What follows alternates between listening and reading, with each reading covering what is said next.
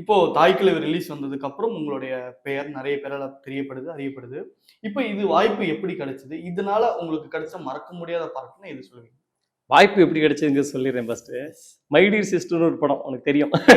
அத பத்தி பேசலாம். ஆமா. அந்த படத்துல வந்து நான் ஒரு சாங் எழுதியிருக்கேன்.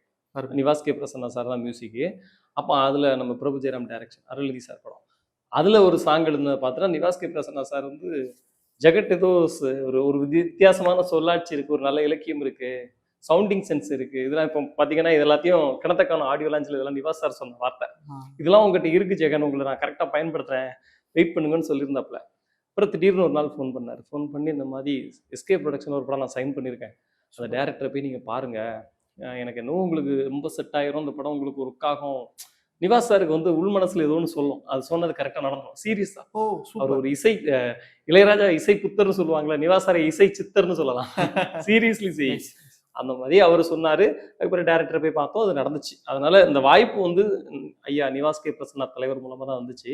மறக்க முடியாத பாராட்டுனா நம்ம சிவகார்த்திகேயன். எப்படின்னா அவர் ஒரு லிரிசிஸ்ட் தெரியல, அவர் வந்து எவ்வளவு ஹிட்ல பிடிச்ச அந்த பல்ஸ் பிடிச்சு எழுதுவாரு. பீஸ்ட்ல கூட ஒரு வார்த்தை சொல்லுவாரு, அந்த பாட்டு எழுதிட்டு இது சென்சேஷனல் ஹிட் போடுங்க சார் அப்படிம்பாரு. அது மாதிரி இந்த பாட்டு ஹிட் ஆச்சு.